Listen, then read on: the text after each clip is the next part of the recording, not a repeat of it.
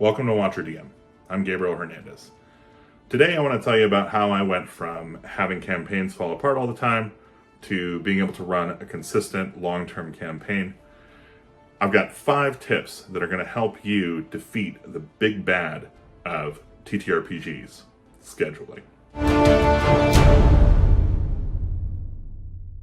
Before I get into the 5 tips, I want to discuss briefly the problems that create this. Why scheduling is kind of the most consistent problem with TTRPGs.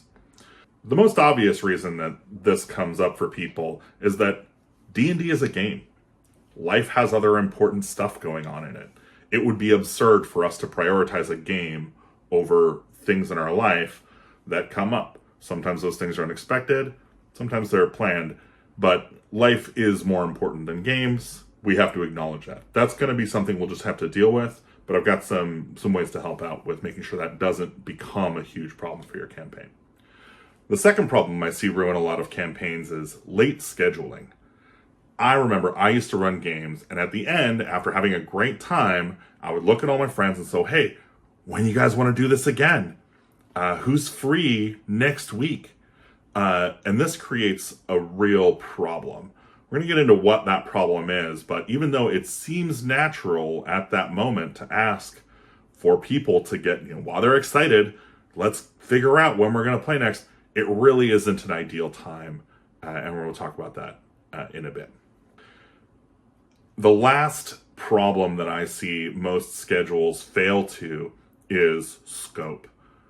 Thinking that we have an unending campaign, that the next session could always just be scheduled, creates a kind of paradox where you end up planning a campaign and hoping to run it until it ends, but at some point the span between games becomes longer and longer and longer until eventually you have the quantum campaign. It hasn't really ended, at least not in a satisfying way, and technically it could happen anytime we all get together to keep playing, but realistically the motivations behind the game have moved on and the players just aren't in the place to continue playing it.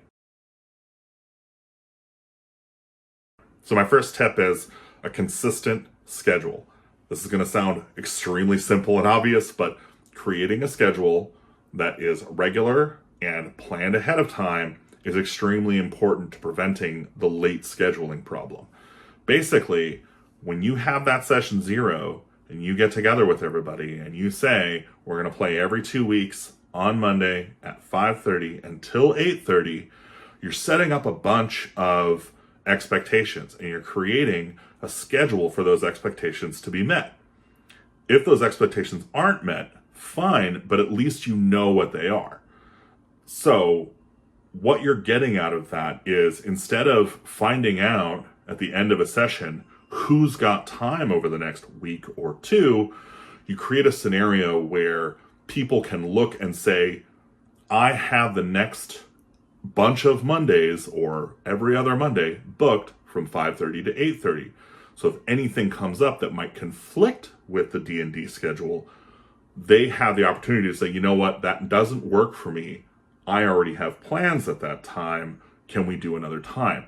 You allow them the flexibility, the knowledge, basically the foresight to make those plans with gaming in mind if it's going to be convenient. My second tip for keeping your campaign on track is to set scope. What this has meant for my Rangers of Blackmarsh campaign is establishing in our first session 0 that we would be playing 6 sessions every other week on Monday. Once those 6 sessions were up, we were going to do a check-in to find out, A, if everyone was still enjoying the campaign and we wanted to continue. Also, if the schedule was working for anybody and if we needed to adjust anything. And lastly, to see if there were any other changes we wanted to make to the game. After those 6 sessions, we in fact did add 2 new players to the game, and we scheduled and committed to another 12 sessions. So you can see how you can kind of create a scenario where it's easy to commit to 6 sessions every other week on a certain schedule. Once that's done, you say, now we're going to go for 12 sessions or another 6 sessions, whatever the case may be. The important thing is you're creating a very reasonable, digestible commitment, and you're getting everybody to commit to it. And then you're just, when it's done, you reset the commitment. You kind of reset those expectations. Speaking of expectations, the third tip is all about setting and keeping reasonable expectations. Absences are going to happen. It's just a reality. The important thing to establish when you're dealing with absences is what players can expect and what you should expect from them. If you have a sudden emergency and things happen, fine. That's okay. You are allowed to have life happen. There shouldn't be any penalty to that, and you certainly shouldn't walk away from that having bad feelings. The reality is your player is probably more frustrated by the sudden change than you are as the DM. Also, set the expectation. Unless half of you can't play, we're playing. Just get it out of the way. It's okay. You can take their character out of the moment, let the party move on, and have them show up conveniently when everybody's back at the table. It is way more important to have regular, consistent gaming sessions, keep things together, than to try and force some kind of narrative continuation that bypasses the realities. Just go for it. It's super critical that your players feel supported about this stuff. And yeah. My fourth tip is kind of related, and it's mostly just to show some grace. If something comes up, be cool about it. Be cool with yourself. If you didn't prep enough, just say it. It's okay. You're with friends. And even if they're strangers, you're all invested in having a good time. So make sure that you kind of leave room for that. Make sure that everybody knows there isn't an invalid excuse. If you're feeling depressed and you can't make it tonight, that's okay. Being supportive and kind of leaving the door open creates an environment of communication, collaboration, and support that is really going to make your game better. If your scheduling is where, yes, scheduling will improve from this, but also your game will just feel less weird. All right, tip number 5 is incentivizing punctuality. I give my players bonus XP for showing up on time or being early. That might sound gamey, it might sound weird, and it might sound like a bad idea, but I think the reality is it sets a precedent of respect for time. Everybody who's coming to that table has time that they're spending to be at that table. If we don't respect each other's time and we show up late or we don't announce when we're not showing up and we disrupt, then it creates a toxic environment where people don't feel like their time's going to be respected, or they feel like it's okay to not respect the time of others. And that's not the kind of game I want to be playing in. And I assume if you're watching this video that you don't want to be playing that game either.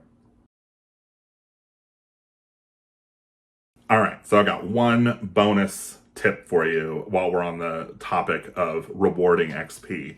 I don't know if anybody else does this, but for years now, at the end of a session, I will give my players XP for great role-playing or teamwork, but instead of just giving it to them directly, I will give every player, all the players basically, a parcel of XP that they can reward another player. And all I have to do is tell them how they improved the session that night. Creating an environment where your players are invested in each other's success and they're invested in elevating each other's game session really is kind of the hallmark of, I think, why my games are successful, why people keep coming back and just saying they had an amazing time. And it solidifies friendships that in many cases are brand new. All right, folks, that's what I've got today. That's the video. So I hope it helps you at your table. Sound off in the comments if you've got your own tricks and strategies for improving your scheduling or improving your campaign. I look forward to hearing from you. If you want to support us, you can go check out our stuff on Patreon or go pick up any of the Watcher DM adventure modules or games that you can find on DriveThruRPG, itch.io, or over on our website at watcherdm.com. Thanks for playing. Later.